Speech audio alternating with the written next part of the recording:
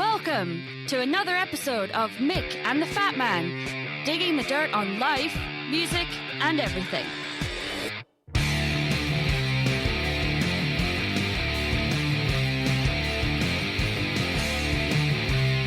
And now here's the Fat Man. Well, thank you very much, Princess Fanula, our favourite dairy girl. Welcome to Mick and the Fat Man, Series 2, Episode 6. That's right, folks. We are digging the dirt on life, music and everything. Mick, concerning issues, hot issues need to be addressed right here and now. Now, hot on the heels of our episode on covers and after the Wiggles won Triple J's Hottest 100 for 2022, they have followed up with an album called Re-Wiggled. Double-sided album with artists doing Wiggles covers, followed by the Wiggles doing covers of other artists. Like, I'll just play a little bit of this, Mick, and you can be the judge on this one, buddy boy. Is this the real life? Is this just fantasy? Caught in a landslide, no escape from reality. Mick, is this just fucking stupid or a work of genius? As I was listening just to that, and you were playing it to me before, I could see in front of me the film clip. They've got to redo the film clip, and instead of the four members of Queen, they're going to have Dorothy the dinosaur, sure, Henry the octopus, Wags the dog, yep, and one of the Wiggles in whatever colour suits the clip. I'd like to see Jeff there having a bit of a snooze. Well, I think that'd be a bit of a problem because Jeff also plays Henry, the octopus. Oh, okay. Well, I don't know who then. We'll get the chick. What's that chick's name? I can't think. Oh, I don't Myrtle. know. Myrtle, that's a good... She can get in there and she can have a bit of a sing-song. Anyway, there's some very interesting songs on there, but look, we'll put a link to it in the show notes. You can be the judge. I don't know where to go with it, Mick. I'm not sure if it's another opportunity to take a shot at Triple J right here and now. Do we do that, or do we just say, well done, boys? Well done, the Wiggles, for seeing an opportunity. Yep. Yeah, I don't think there's any point in having a shot at Triple J. We've slashed them to bits for being a mere shadow of what they used to be. That's right. And I think we can leave it there. All right, let's move on. 1001 albums that you must hear before you die. Robert Dimony, editor. I've flicked open at page 293 today, Michael. And interesting enough, there's a bit of history here, but it is Lou Reed's Berlin from 1973. Now, interesting, Bob Ezrin is the producer. The art direction is by Pacific Eye and Ear. It's a long album for a record from 1973. It's 49 minutes and 30 seconds. And I just wanted to read something about what they say in the book here. This is from the 1001 Albums book. This is what is written. I'll read paragraph 3 on this. I feel like I'm doing a Bible reading. Oh Lord, producer Bob Ezrin crafted the perfect widescreen soundtrack to accompany Reed's script. Ezrin recruited an all-star studio band and carefully layered the 10 tracks with lush symphonic sweeps. The result was a glorious slab of orchestral rock, wildly different from the stripped-back sound of Transformer. What do you think of that, Michael? I think that's pretty good. It's like, and we've had a lot of talks about this album because you know that this is one of my absolute favourite albums of all time. Yeah, not one of mine.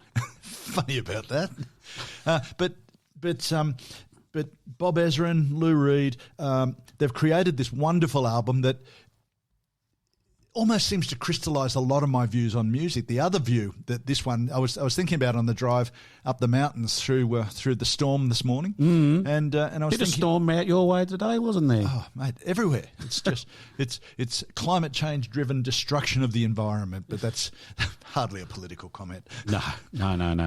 Look, what this album really illustrates is the other view that I've held, and I talked about it in when we're talking about the top 500 and covers and all sorts of things, is that an album can't be a classic the day you release it. That's right. It's got to stand the test of time. And really, this album has done nothing but stand the test of time. And where we get to that is that it was panned like buggery when it was released. It was all of the those who see themselves as the top critics of music said it was miserable, disappointing, an album, almost an album to slit your wrists to. What does Reed? It's up there. It's up there with. It's up there. It's some pretty bloody miserable songs on there. And what does Reed think he's doing? Look, but so many, so many in all of the arts, in writing, in painting, in photography, and in music. Misery and great sadness and great emotional turmoil creates wonderful art. Do you think, though, that the album is cursed a little bit by Transformer? Because realistically, Transformer came out, set an expectation of Lou Reed fans, and then this came out, and it's wildly different. Well, that was the plan. I'm sure it was his plan, but I don't think the critics were ready for it. Probably not. Look, that's part of what I like about Lou Reed. He doesn't always succeed in what he's done, and he's done some dramatic right-hand turns. He'll be cruising along, bam, and he'll just do a crazy Charlie, as they say in Hunt for Red October. Yeah, or as I prefer to call it, a fuck you album. Pretty much, yes. Interestingly, there's another little take here I want to just read you of the out of this review in the book. It says, the album may have been a commercial disaster, but its gloomy atmospherics stirred a new generation of musicians.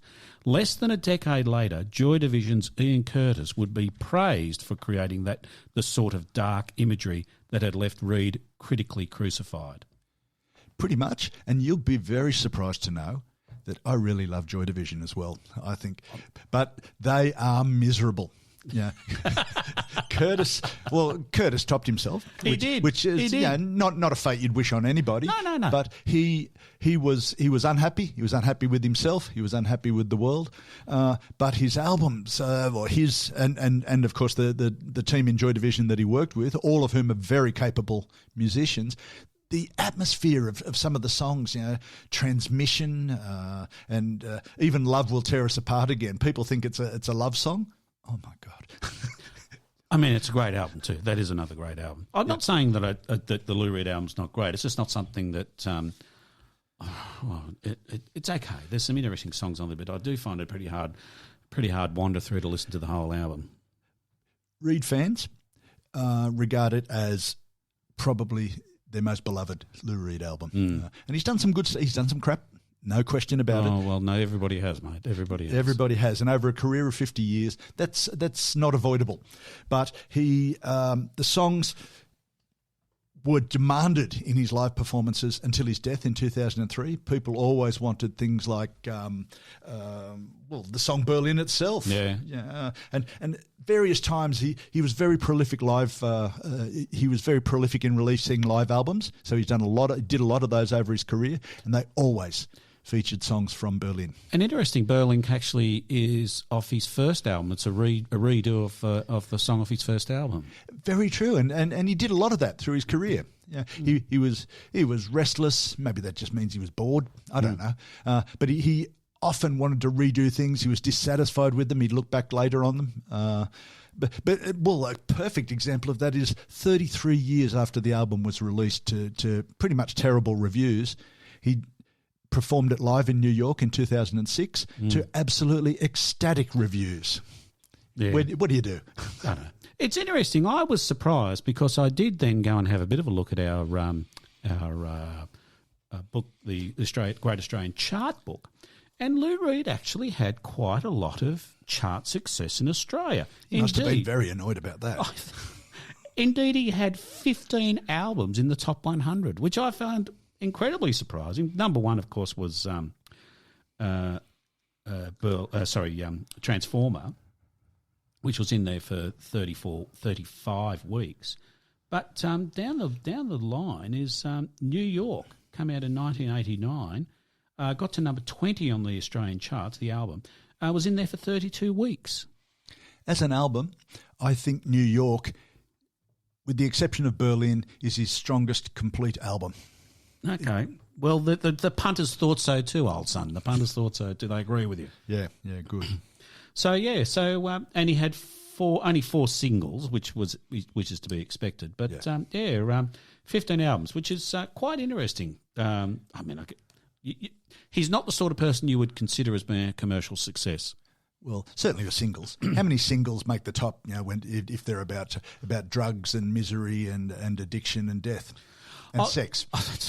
Well, if you have a number one album in the US charts, a number one song, I should say, in the US charts, you're a member of a fairly elite club. There's not millions of people that have had it. So it is a unique club. Australia is probably similar. Number one, it's probably similar. A fairly elite club, and of course, our favourite is of course the Knack with My Sharona. That's probably the number one song we've ever listened to.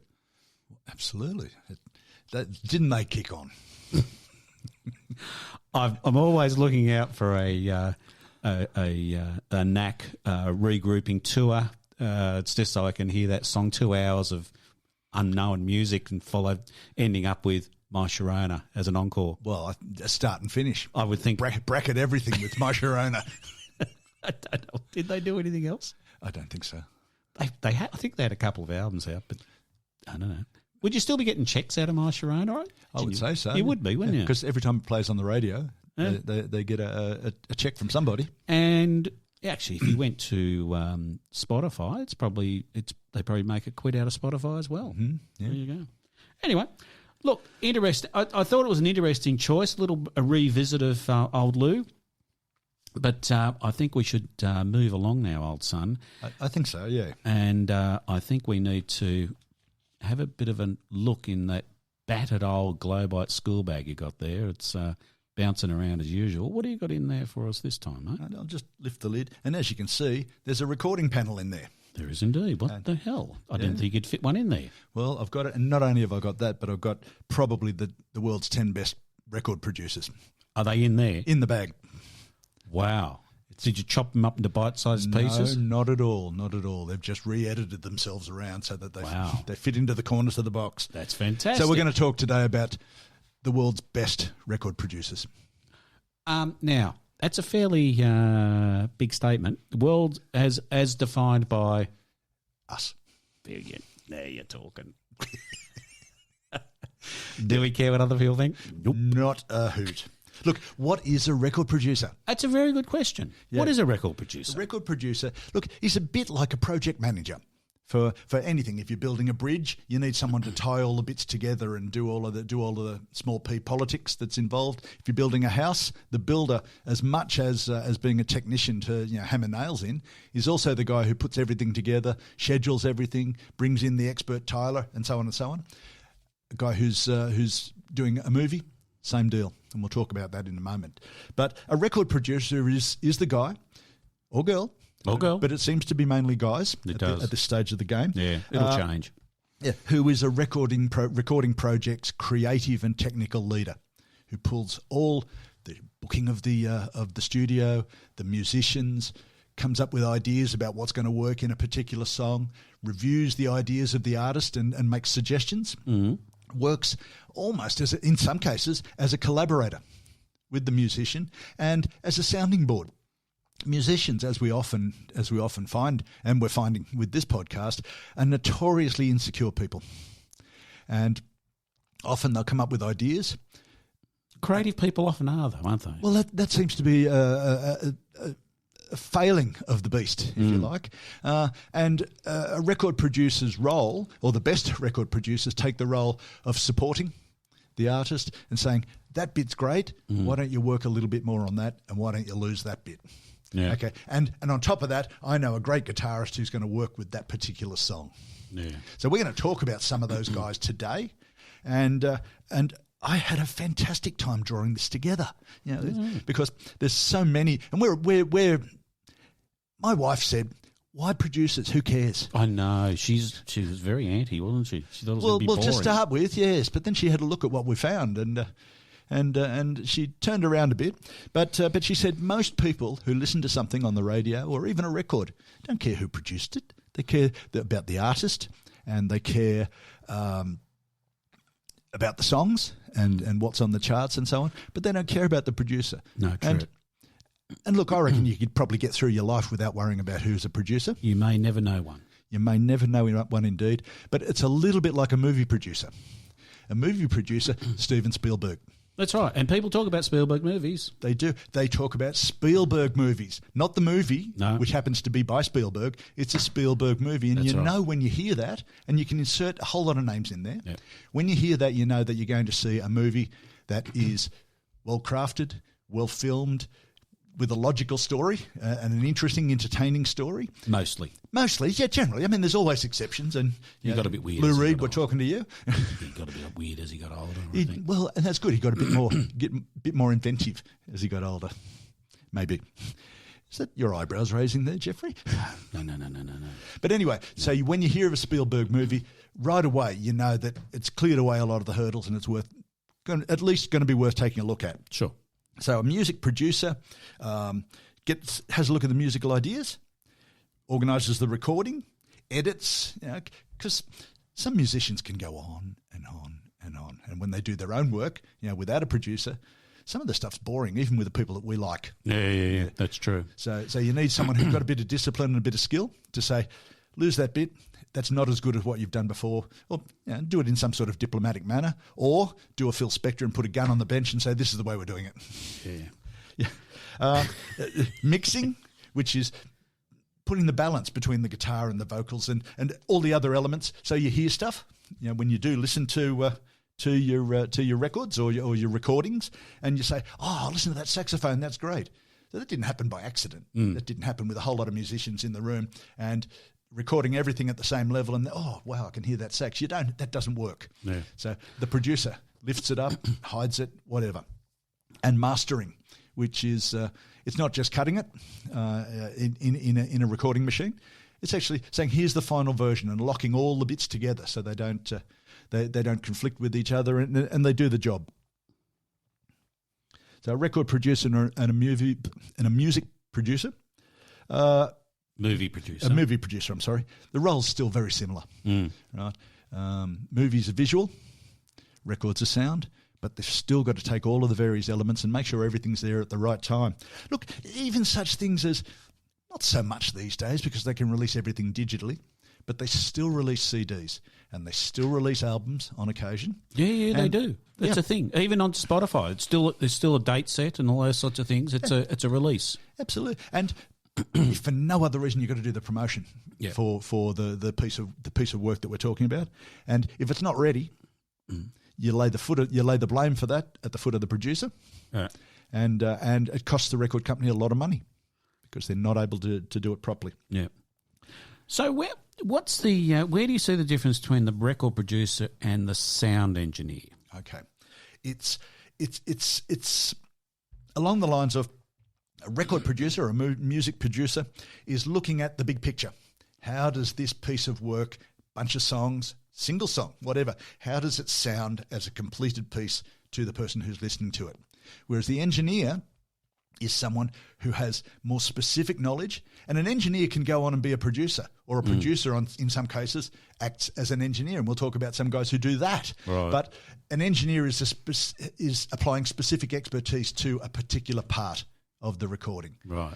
So making sure the drum kit sounds right. So making sure that they're doing all the right things there, perhaps, or not? Well, absolutely. Oh, right, okay. And it's how you record it. Now, to you and I and the average Joe in the street, you put a microphone in front of the damn thing and away it goes. That's how you record it. But wish that it was that simple. We're going to talk about Andy Johns, for instance, who was John Bonham's drum roadie. There was another bloke did the coke roadie bit. The coke roadie. It was a different bloke. Yeah. So he would go so far as to position microphones at different distances away, and we've talked about that gate approach. Yeah. And the drums for When the Levee Breaks on Led Zeppelin 4. Mm. He said, "Let's go out in the hall." They were recording in an old house. Let's go out in the hall. So they set the drum kit up in the hall and put the microphones up on the second step. Oh. So that they were at a certain height, so they were getting the sound at a certain point in the wave. Yeah. Sounds thoroughly wanky, but you cannot go past those drums on When the Levee Breaks. Cannot. It's awesome. So that's what an engineer does, and an engineer is going to generally work with the producer who's going to say, this is the sound I want. Okay, all right. Let's move on. Let's talk about specific producers, perhaps. Okay. Give me one. One producer. What about... Just to be different, someone we've never heard of before, like Chris Thomas. Who? Chris Thomas is an English producer. Chris Thomas has nuzzled into more podcasts that we have done than anybody else. He has been an amazing fellow who just keeps popping up all over the place since we started doing these podcasts. Well, we should actually rename it. Mick and the Fat Man talk about Chris Thomas. Indeed, we should. Yep, he's certainly the man who it seems like he's produced the soundtrack of our lives. Really, things like Roxy Music, Queen, the Sex Pistols, INXS, the Australian band that we talked about a couple of weeks ago. He did Kick, didn't he? Yep, he did. John Cale, the Pretenders, and your mate Pete Townshend. What did he do with Pete Townshend?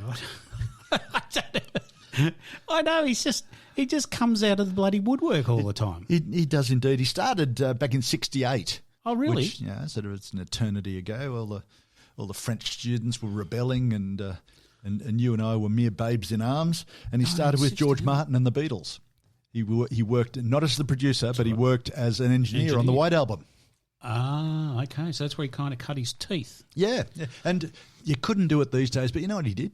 He wrote a letter to George Martin. Oh, George Martin, yes. I want to be a producer. George Martin, the fifth Beatle, in fact. Indeed. And he wrote him a letter and said, I want to learn how to be a producer. And George Martin wrote back and said, yeah, right, come on in. Come on over, mate. Now, can you imagine that happening these days? They'd want to check you at the gate to see if you're a psycho with a gun. Well, that's right. And you need to have been to probably university and done your sound engineer's course and all that sort of shit. All of those things. He started after he having White Album on your resume as a start out really probably opened some doors for him. And you think about the White Album, there's such a diverse array of songs on that album, right down to the sort of weirdo Revolution Number 9 by Number 9.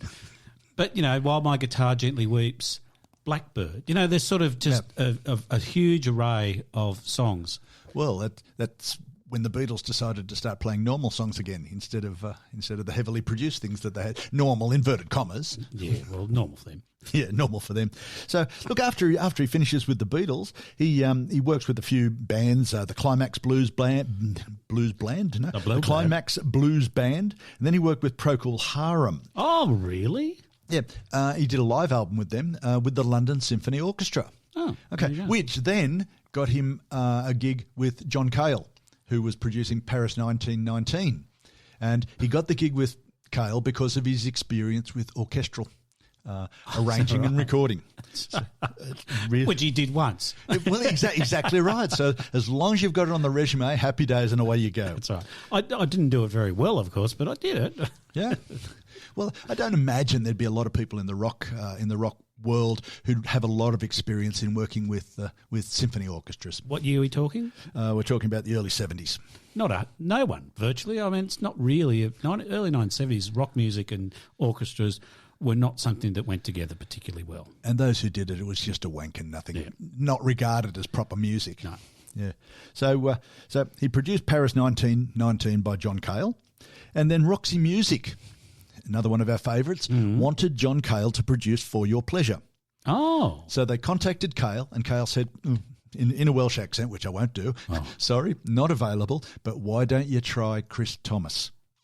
Is that right? Yeah. So that's how he got into Roxy Music, and he produced their next 5 albums, which are some of the best albums of ever produced in the world. For Your Pleasure, Stranded, and Viva. Yeah, well, again, because of his experience with live albums, which is a whole different ballgame to sitting in the studio with everything under control. Viva Roxy is still one of my favourite albums. in the history of the world. It is a great album, yeah. And as a live album, it's even stronger. It's an amazing album. Yeah. So look, and he is a musician, but he doesn't impose that on a whole lot of people. He's toured with Cale, playing violin and keyboards, just a quick question: Yep. Can he play the viola? I don't think Cale would let him. Cale wanted to play the viola, and he said. Yeah. In a Welsh accent, yeah. He said, "Look, I'm going to play it now, so that 40 years down the track, Jeff can whinge about how miserable I am playing the viola." He is fucking terrible. Bloody drone and bloody viola. And so Chris played the bass on Street Life by Roxy Music. Is that right? Yeah, which is one of the most interesting, urgent songs, and it's got dun, dun, dun, dun, dun, dun, this great bass beat underneath that really keeps it going. Because Roxy were a little bit on and off with bass players, weren't they? It was a bit like Spinal Tap. They'd their bass players would just explode. and so Chris Thomas is producing Stranded, and he said we couldn't get the sound we wanted. So here, I'll have a go. Oh, is that right? And happy days. There he goes. And it's interesting, he works with bands, and still does, because he's still an active producer, but he works with bands not to direct them, but he'll play one of a number of instruments if needs be, but to help them realise what they've got and help them do that filtering and get the best sound that they possibly can. He's worked on Dark Side of the Moon by Pink Floyd. Did he? And he compared the leisurely pace of Pink Floyd, who would go into the studio and just camp there and have food sent in for 6 months. Yeah. Well, how long did Dark Side of the Moon take? Took a long time, didn't it? About 6 months. Yeah, some extraordinary thing. Yeah, it's huge. Compared with Roxy Music, who was a new band. They'd had a couple of albums by the time of Stranded, which we've regarded as their best album, their third album. And for instance, the song "Do the Strand" of For Your Pleasure was recorded in one night. Is that right? Yeah. Well, that's the difference. There's the new band, which really has no access to studio time. In and out. Yep. Whether you like it or not. Yeah, exactly. Because studio's probably one of the most costly elements of recording an album. That's right. Sex Pistols were the same, weren't they? Too right.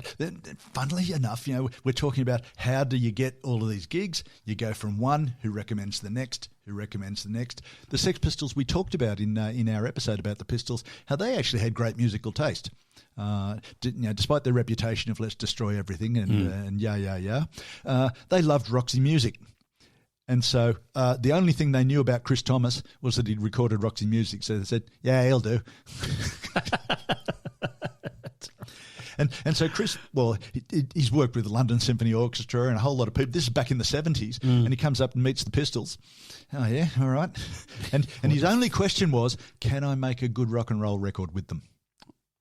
Yeah. So he discarded all of the costume and the prancing around and the spitting and the swearing and everything that they did and assessed them purely on their musicality. I tell you what, I imagine it would have been difficult to come up with a conclusion of yes. But again, as we talked, the band themselves, they'd done 20 takes on one of the songs with their engineer and couldn't get what they wanted. He comes in, play it again. That's right. Yeah, job done. They wasted a lot of time, hadn't they? Yeah, and he did it in 3 takes. Yes, that's right. Yeah. So his approach, and we'll find that with a lot of people we're going to talk about today, is to not to interfere or mess stuff up. Yeah. He helps the artist to make what they've got better and help them assess what they've got. He likes to get the atmosphere of a song, of a song or an album, and tries to capture that on record. He's really, whilst he's a great engineer and a great musician, all of those things, he's emphatic that is not a guide to his production. That's not what he does when he's the producer. He's the organiser and the sane voice in the room, if you like. Yeah, okay. How old is he, I wonder? Well, he'd have to be in his late 60s. Born in 47. Yeah. Well, there you go. Yeah, 75. That puts him 70s, yeah. 75, 76. Yeah. INXS, we talked about INXS recently. Yeah. We talked about Kick as a great album, and it is. It's a really good album. I've been listening to it a bit lately just to make sure that our assessment wasn't wrong. Imagine that. and I went back and had to listen to a couple of their earlier albums. And Shabooh, which I've always liked as a great INXS album. Only 2 before Kick. And you can really hear the difference of some discipline in the recording studio between Shabooh, which is a good album, but some of the songs could have easily been filtered out. Yeah, thanks. Come back with something better. And Kick, which is just all killer, no filler. But he, interesting. He went on to also do X by INXS. Yeah. In 1990. Yeah. And now you did mention Pete. He did White City by Pete with Pete Townshend. Yeah. Fucking awesome album. It is. Awesome album. One of my faves. Yeah. So he can take. It's not really a case of, he's working with good musicians anyway. It's a case of taking that musician, helping them to apply some objective filtering to what they've already got, and acting as a sounding board and a suggestion. I just looked him up on the wonderful world of Wikipedia, and I'll just go through some of the more recent ones, which is really interesting because it goes from 2013 seems to be the last one he's done, oddly enough, but. Snapshot by the Stripes. All right. Serotonin by the Mystery Jets. On an Island by Dave Gilmour. Yeah. Was back in 2006. And How to Dismantle a Bomb by U2. Yeah. So all the way through his career, he's been working with a range of up and coming. This is Hardcore by Pulp. It's and then Big Picture by Elton John. I mean, it's just an eclectic mix of people, isn't it? Yeah. This is not a man who's picking and choosing stuff that's going to be a guaranteed success. This is a man who still relishes the challenge and still produces terrific stuff. Yeah, no, great. All right, look, I think we may have done Chris to death. Do you think? Should we think about moving on? I think absolutely. Let's go to Brian Eno. Who?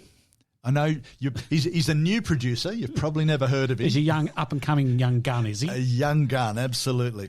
I understand that he used to be with Roxy Music when they first started. Oh, okay. Right. Okay. And look, realistically, if you want to hear more, we'll just go through Eno quickly. And if you want to hear more about Brian Eno, go back and have a listen to our episode about Brian where we talk about his early career. I've just seen a wonderful documentary about Brian Eno, which covers. It's called "The Man Who Fell to Earth," which appropriates the title of a Bowie movie. Yes, indeed. But it looks at his start in the rock music world from 1971 to 77. He's some fantastic stuff. I might talk about that more when we talk about rock on screen.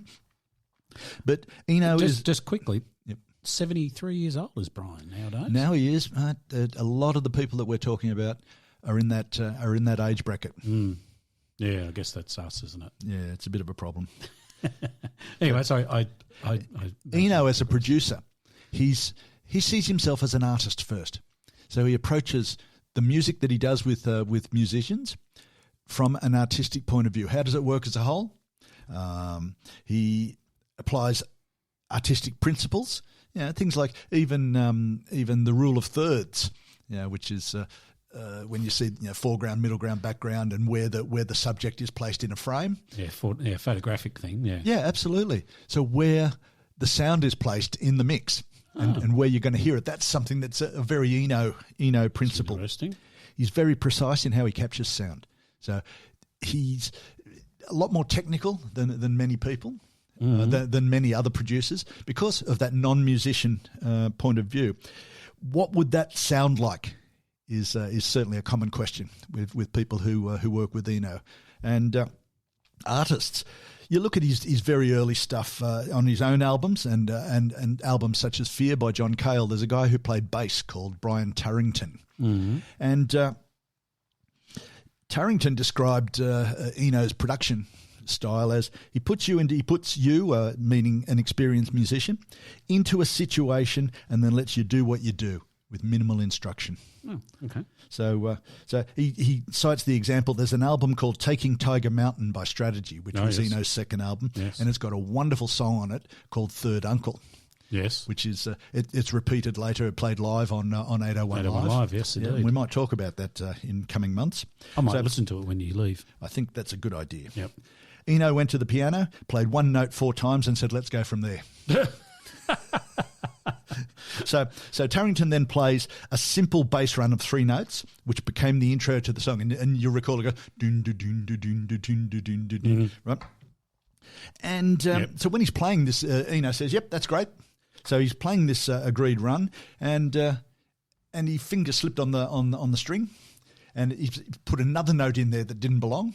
Yep. And he apologised to Eno, and Eno said, no, that's great. That's fantastic. Do it again. Yeah. So when you actually hear this song, you can hear a slip note in there that actually makes the bass run, introducing the song a little more complex, and it's wonderful. Third Uncle is a terrific song, and I really urge you to have a listen to it.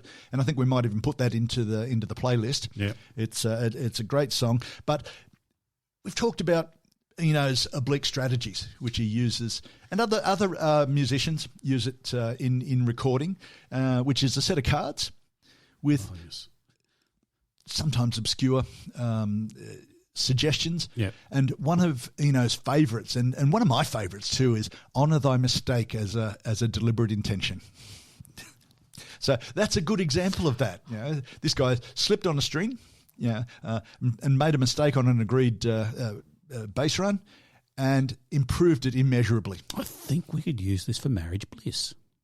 I think so. Yes. Every time you do something wrong, and your partner likes to help you out by advising you that you've done something wrong, you could use that line. Well, I think should anybody want to do that, you can just look up oblique strategies on Google, and you'll find you can actually buy the cards. Oh, can you? 50 quid. It costs you $87 Australian. Yeah, lay it out. There it is. So suggestions like faced with the choice, do both. And breathe more deeply. Is that right? Yeah. Bit of mindfulness. Yeah. Okay. So I mean that sort of thing is very common. You can go into any gift shop and you'll find that sort of stuff. Right. You can. Some of the things are absolutely sickening that you see. You think, oh God, how much sugar was killed in the creation of this piece of shit. of these little bits of rubbish. But that's the original. So oblique strategies, and it's Brian Eno. What about Rick Rubin? Just before you go on from Brian Eno. More? Yes. I just noticed that he's actually got some iOS apps out. So he's written apps in conjunction with a fellow by the name of Chilvers, allowing you to do generative music. Great. So there's an app called Reflection. There's another one called Scape, Trope, and Bloom. So there's 4 apps that he's done for the for your iPhone that you can, by looks of things, create music with. I think I'll do that. Get it out now. I'll find them. I'll put a link to them in the show notes. I'm sure you want to download those. Well, that's probably a logical development from his work with some of the German bands, Cluster in particular. And he did 2 albums with Cluster and Eno, and another one called After the Heat, where whilst he was a musician, he was also the producer, and he brought Cluster out of that very tight, confined German environment that they were in, and brought them into a tight, confined English environment. And there's a wonderful song on After the Heat called The Bell Dog. Did they ever do that song Clusterfuck? Don't think they did that. No, right, just thought I'd check. No, that's a whole different, that's an American song. Yes, well done. Oh, there you go. And of course, if you do go back and listen to the Brian Eno episode, but you will also learn the most important thing he's ever done is, of course, the Microsoft opening tune when you open your Microsoft computer. 3 seconds, 50 grand. Is that what it got for it? 50 grand. It's probably worth more. When you think about how it became so well known, Yep. It's probably worth, I don't know, a huge amount of money. It's what's digital rights? Not digital rights management. What's the things that you trade that are electronic? I'll come back to it. Bitcoins. Yeah, there's now things that you. Oh yeah. I can't remember them now. I'll remember them in a minute, and I'll get back to you. Oh, good. Yeah. Let's move on. Why don't you remember it right in the middle of when we're talking about Rick Rubin? I will. That's a good idea. Now, I think anyone who's listened to us for a little while would know that you love Rick Rubin's work with Johnny Cash. Indeed, I love it. Rick Rubin started. He's a New York guy, big bloke. He's really big and big beard. Yeah, he's got a big beard. Big beard. And he's worked with a lot of rap artists. and Really, that's how he cut his teeth, isn't it? Hip hop. That's really his thing. Yeah. So, not having the cultural background of rap, he's actually put himself in the position of guiding these people in the studio and helping them to do something that's going to have a little more commercial oomph than simply on 5 streets in New York on Manhattan. So he did Blood Sugar Sex Magic with the Red Hot Chili Peppers. After that, he was looking for some way to get out of rap. Not get out of it, but broaden his, spread his wings a little bit. And really, that was his out from hip hop and all that sort of stuff. That was the big album. Yeah, and it's interesting because they Red Hot Chili Peppers were looking for someone to produce the album, and I don't know how they got onto Rick Rubin, but they wanted to change because they were up. I can't remember what album we're up to now, quite a few albums on, and they wanted to do something different. So he suggested they record the album in a mansion that was once lived in by Harry Houdini. Really? And that's the magic bit of it, I believe. And everybody thought that the house was haunted. And in fact, what's the guitarist name? I can't remember off the top of my head. Frusciante, John Frusciante. He wouldn't live there. He wouldn't stay there. He would travel there every day because he didn't want to stay there because everybody had their own room. And I'm pretty sure that they all decided that, it definitely was haunted, but they weren't nasty ghosts. Well, there you go. There's an additional mixing feature on your album.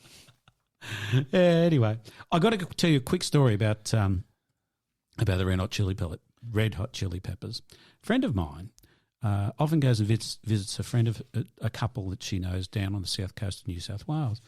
And she said to me, we were talking about music, and she said to me, the friend I go and visit, their son, he's a big muso. I said, oh, yeah, what? She said, oh, no, he's really wealthy, he's really wealthy. I said, oh, who is it? And she said, I don't know. Anyway, about a day later, she sends me a text and says, I think his name's Flea. She said, I just know I know him as Michael, but I think they call him Flea. I went, you're kidding me? She said, no. and she has never heard of the Red Hot Chili Peppers or Flea. Just knew his son, this friend of hers' son was Michael, and he was in Muso somewhere. Isn't that extraordinary? Everything we talk about is so important to us, and music has been such. I can't imagine our lives without music and the stuff that we talk about, and it's all earnest, and why don't you know that, and so on and so. And someone who's never even heard of the Red Hot Chili Peppers, who is so uninvolved and uninterested in the music world, that they don't know. It just disappears. And I said, they're a really big band, and he said, oh yeah, I think her friend, I think his name's Michael as well or something. He said, I think he said they were quite big. Isn't that wild? Yeah, because he was actually born in Melbourne. That's where all the best musicians are born. And I can't remember what job his father had, but basically he travelled around a fair bit. And so he pretty much grew up in the US and went to high school with the singer Anthony Kiedis, and they formed a band. They basically formed a band together, and so went on, and the rest is history. One of the biggest, well, I don't know whether they are now, but basically were one of the biggest stadium rock bands in the world, in the history of the world, and he made a lot of money. In fact, he had a house down the south coast, not far from his father's place, which I think he's now sold. But anyway, weird. I was just thinking about music there. I used to, whenever we moved, and we didn't move that often, but whenever we did move. The first thing that got set up in my house was the stereo. Yep, so absolutely. Everything else we could do the rest of it while we had music. It just had to happen. It made the job happen. That's right. Anyway, sorry, mate. Rick Rubin, yes, continue on with my mate Rick. Well, you've got a guy who, huge beard, dressed in black, lives in New York. His greatest work is with Johnny Cash. A man from the south of America, I guess, who also dresses in black, but in a different world, in that country music world, in the Johnny Cash world, and the retelling of some of those classic American songs, and the new reinterpretations that Johnny Cash did of things like Hurt by Reznor and those sorts of things. They're just amazing renditions of modern songs. And they are, yeah. So the production is just immaculate. It is immaculate. He's very good. And minimal, so minimal. The sound is so minimal and but some soaring... Oh, there you are. I do go on. They are some great albums. Yeah, and I think you're totally right. Look, but the production approach, he didn't try and say, "Hey, Johnny, let's update your style and make you modern and bring in the London Symphony Orchestra or a couple of guitarists out of Red Hot Chili Peppers or something like that." He developed a relationship with the artist, with Johnny Cash, who was getting old by then. Yeah, and in fact, his last album that he did, his voice was very, very weak. Yeah, very weak. Yeah, still a lot of depth to it, but it was from the first I think they kind of call it the Americana series. From the first album that he did through to the end, you can watch the transition of his voice as it gradually dissolves, sort of thing. It's quite interesting. Yeah, his voice became weaker, but he still retained the passion and the burning energy that he'd always had with his stuff. And you could tell that he was a musician. He knew he could phrase the song beautifully and all that sort of stuff. Great stuff. And much of that can be laid at Rick Rubin's door. Yeah, I think so. He didn't try and make Johnny Cash something new, and that's what a great producer does. Finds what the artist's strengths are and helps them to play to those strengths and play something that's that works with what they can already do, the elements of what they're comfortable with. Cash often didn't write his own songs. No, that's right. Yeah, so Rick Rubin apparently considered over 1,000 modern songs to find things that contained an essence of what Cash was. Yeah, right. And also, he's what was the recent thing he's done on just trying to think of what it was, the TV show that he did with McCartney as they went back through the back through basically the Beatles songs, and he's got an old desk there, and he just he'll just bring up a slider, and they'll just be like, oh, there's a bit of the piano that you played here, and that sort of stuff. It's a great series. It's what's it called? I'll get it eventually. Oh, good. I'm looking forward to hearing about that. I mentioned it quite a while ago last year that I was watching it, but like most things, that's disappeared out of my brain. Yeah, well, things do that. So Rubin didn't with Johnny Cash. Who is Johnny Cash? Right, he didn't have him singing in a different style or anything like that. He considered that Cash's voice really has a limited range. Yeah, and it always has.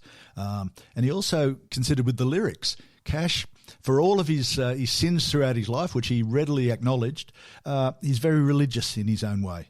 And some lyrics of modern songs just wouldn't have worked coming out of his mouth. So, and a good example of that is "The Mercy Seat" by Nick Cave, which Johnny did a fantastic version of. Amazing version. Really understood it, but he didn't try and do a Nick Cave, and he didn't try and sing it in a conventional way. He approached the song the way it was written and put his own passion into it. And that's much of what Rick Rubin was able to bring out in a series of 5 or 6 albums. And what a wonderful body of work, just that alone. I mean, Cash has got a huge career of great stuff. Amazing stuff. But the body of work that he did with Rick Rubin as the producer was just something that he was so proud of. Yeah. He was very proud of it. He didn't feel that Rubin had tried to change him into something else. He wasn't a pop star. No, that's never right. going to be a pop star. He was the man in black who had his own sins and his own way of approaching things, and Rick Rubin pulled that out and showed that to the world. McCartney 321 is the name of that TV show. Of course it is. I think it's on Apple. Not sure.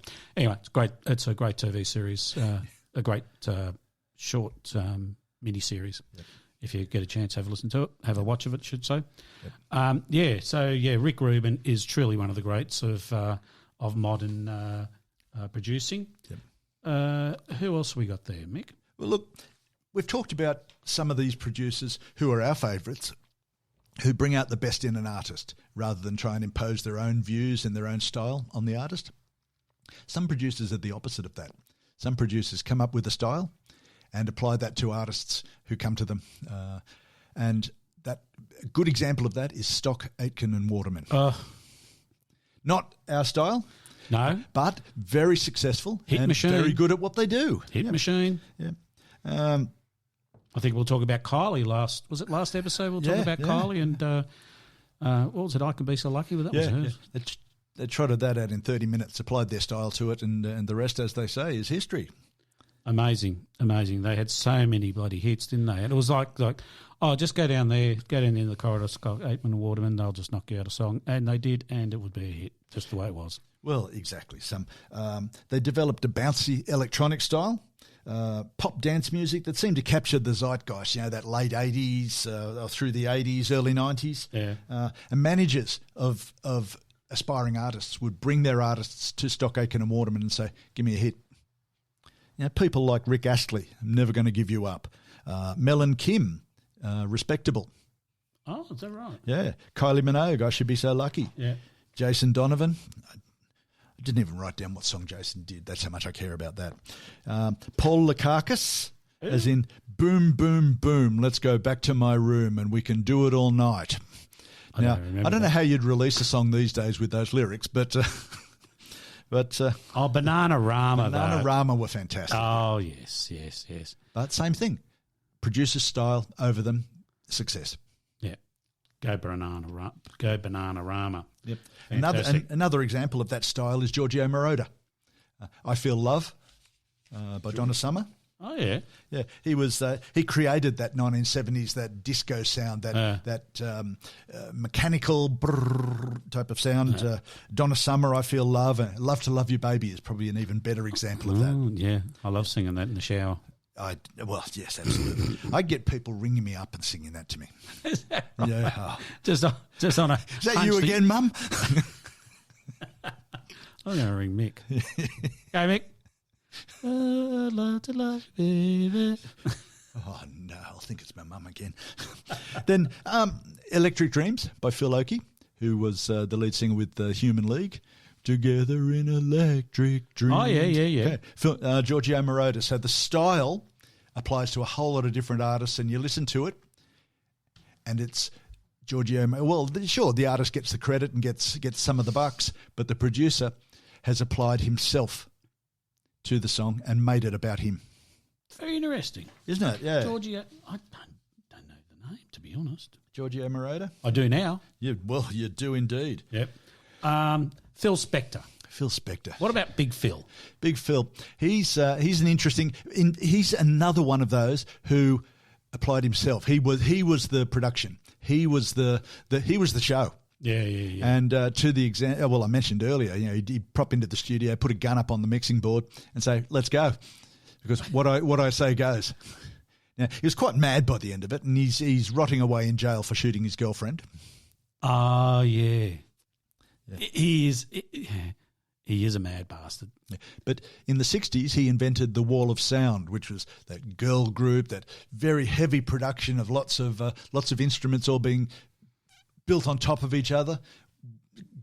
Later updated for the Heroes album. Yeah. I mean, you think of River Deep, Mountain High. That's a classic example of the Wall of Sound from Phil Spector. Yeah. And the songs were released as Phil Spector Productions. Is that right? Yeah, absolutely. Yeah. I mean, now, of course, the artists themselves got famous and so on, but they got famous with Phil's style. Yeah. And if you didn't do it his way, well, you either got shot or you left. Or both. Yeah, no. But, so he was the exact opposite of wanting to mentor and filter and pick out strengths. He says, I know what's going on. I know what to do, and I'm going to do it. Type A personality. Absolutely. I'm just going to do what I want. Yep.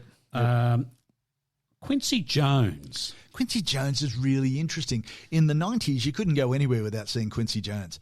And his most famous stuff is, he's got this huge career of things he's done. Started out jazz-based, but his most famous work is Thriller with Wacko Jacko, or Michael Jackson, as he's more commonly known. The now deceased wonderful artist. Absolutely. And Thriller was a wonderful album, but certainly Michael Jackson, having come up through the Jacksons and that Motown sound, that black music environment, to turn out Thriller, which was not really black music. No, not at all. But it was bloody great album. It was a terrific album. So Off the Wall started that, and he was still a little bit black with that. Black in terms of approach and sound. And look. And look, yes. The cover of Off the Wall, he actually has darker skin and the curly afro. Yeah. But he lost that by the time of Thriller. He was getting, and then by the time he passed away, he was pretty white. Pretty white, yeah. Pretty white for a white guy. Pretty white for a black guy, whatever. Exactly right. The other Quincy Jones, produced and conducted We Are the World. Oh, is that right? We are the world, we are the children. We are the children. What was that for? That was for something, wasn't it? Band-Aid, that sort of thing. The starving people in Ethiopia. People, wherever they were at that particular time. Yeah. They're always somewhere.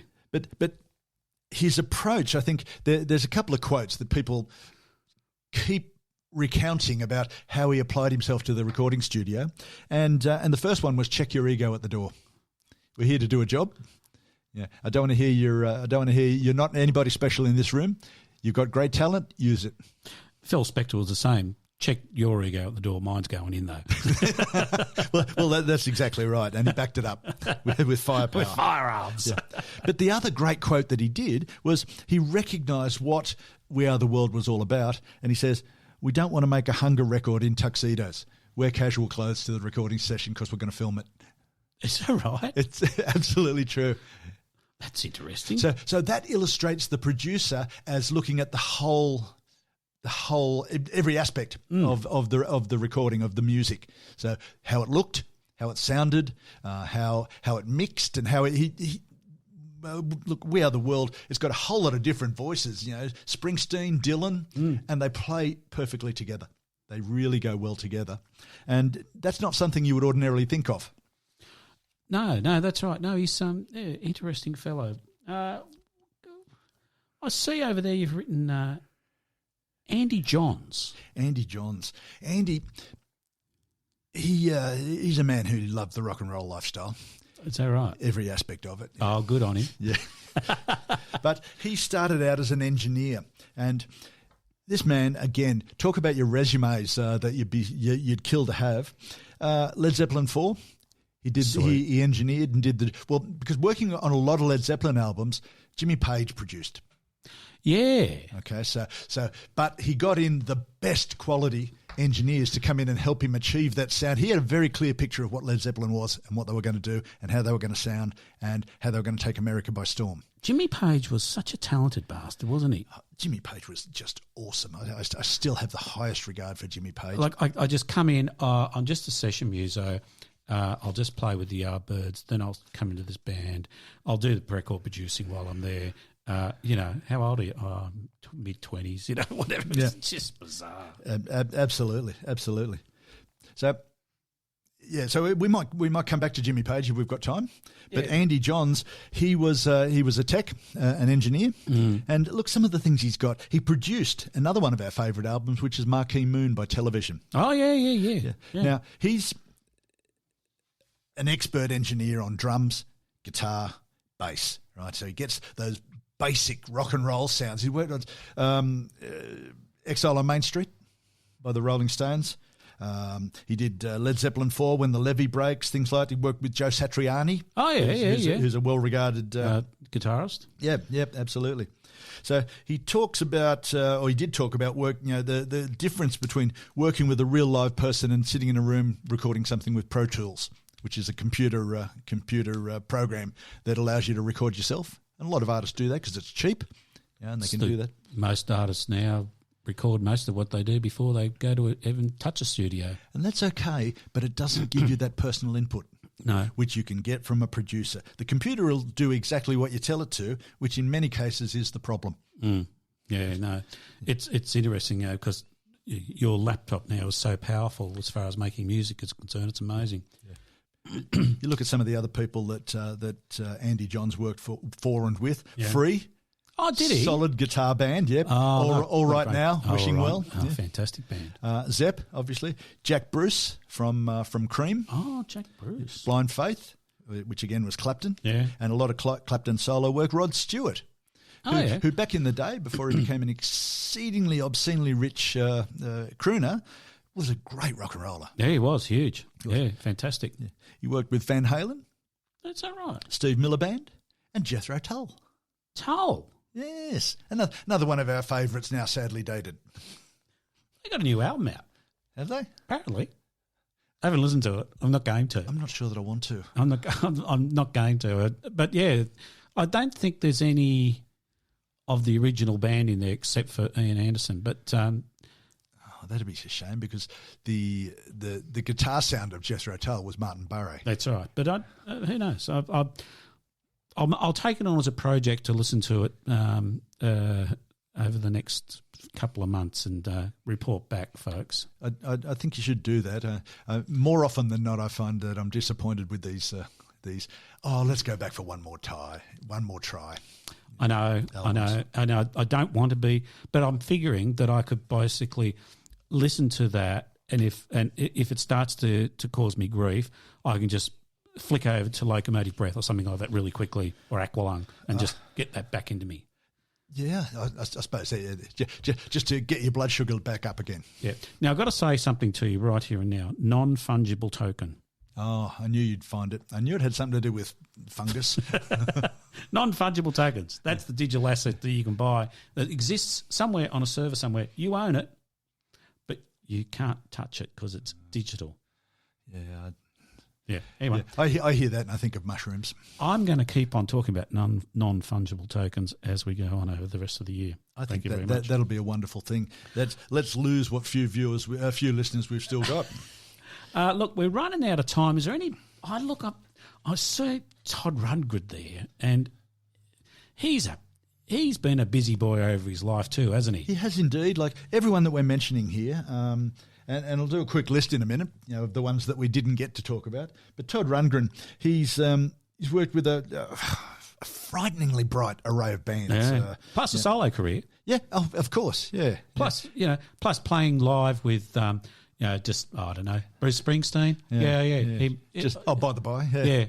Then I'll be a record producer across multiple places. Yeah. I'll play with Neil Young, Bruce Springsteen, and produce the album and be solo. Yeah. For anyone who's trying to pick, where do I know that name Todd Rundgren from? You might recall, long time back, the song I Saw the Light in Her Eyes. Then I saw the light in your eyes. That one, yes. And it was much better than that even, believe it or not. I don't think so. Anyway. Mine didn't sound good because I don't have a good producer. You're right. To tell me to shut up. If I had a good producer, that would have sounded fucking great. Yeah. So, look, someone like Rundgren, he is really interesting because he was highly musically adept with his own musical career, and he's worked with other musicians who push the edges of chemical indulgence. He recorded the New York Dolls. Oh, yeah. Who, as we've talked, pushed the limits of chemical indulgence beyond any appropriate border. Yep. He viewed them as anti-musical and a reaction against music becoming too fancy, and recorded them that way. Oh, is that right? Which I quite like the New York Dolls. A valid take. Yeah, they're not my favourite band, but they've got some great stuff. And if you like that punky sort of mid-70s sound, happy days. That's what they are. Ringo's All Stars, and a great quote that I read the other day. Ironically, he was heading up a group of musicians of whom half were in Alcoholics Anonymous and the other half were completely smashed. So Ringo himself was cleaned up by then because he apparently was a bit of an alcoholic as well. Oh, is that right? Yeah. Gave the other drugs a miss and went straight into the booze. I think they all had a bit of fun in India though. I think they were. Anyway. Yeah. And highlight Meatloaf, Bat Out of Hell. Yeah, that's right. I mean, we talked about Bat Out of Hell the other week after he passed away, but Todd was pretty instrumental in making that happen as well, wasn't he? Well, he was indeed. He was. Yeah. Look, we'll move on quickly. I just want to just mention Tony Visconti. Tony Visconti, David Bowie. Yeah, that's it. Yeah. He's the man who worked with Dowie. With David Bowie. We call him Dowie for short. On all of his albums from very, very early in the piece through to some of the later stuff, through to Black Star, which was his last album that he recorded before he died. Though he did a lot of work with Sourdough, didn't he? He did indeed, yes. Oh, and I'm glad I didn't say that. Yeah. But he was a very highly skilled musician as well. Musician, arranger, technician, engineer, all of those good things. So he did all of Bowie's early recordings, worked on 14 albums of Bowie. Jeez. So you pick the good ones. Yeah. Tony Visconti's there waving his hand. Yeah. He worked with Mark Bolan and T-Rex. Yeah. So where he brought them, Mark Bolan started out as a bit folky, a bit sort of sitting on a stage playing guitar, and the audience was there sitting on the floor and getting into it as well. Yep. To a rock star where Mark Bolan was bigger than anybody we can imagine these days. Back in those days, Yeah. he was really something special. So he worked on 8 albums and 11 top 10 singles in a row. Jeez. And you can't, Louise. you can't dispute success like that. That's amazing. But he worked with the Moody Blues, the Dandy Warhols. Dandy Warhols. Of What a great all band. things, yes, they are. They're a lot of fun. And he scored, here's one you'd know, being a Beatles and McCartney tragic, he scored the orchestral arrangements on Band on the Run. Which is truly an amazing album for the Band on the Run. The orchestral stuff on that is sensational. It really is, yeah. Yeah. And although we don't get too much into people's personal life, he in 1989 he married May Pang. So for those Beatles tragics, John had married Yoko. thank you, and they were having marriage troubles. So John went away for a couple of months having an affair with May Pang. Is that right? Yeah, John's lost weekend, which went on for several months. He went off flying around the place with May Pang, and then went back to Yoko. So she went then and married Tony Visconti. Well, yeah. As you do. As you do. I know. When I had my dalliance with John Lennon, I went off and married May Pang as well. Well, a lot of people have got a similar story. Yeah. Anyway, look, we'll call it quits, I think, my old son. It's been a rollicking episode today. I think so, yeah. Fantastic stuff in there. Look, don't forget to recommend us to your friends, listen and subscribe. Leave a review if you so like. Also, you can contact us via the electronic email device. Follow us on Facebook, follow us on Instagram, and just remember to always be good. Thanks, Mick. Thanks, Fat Man. I feel better already.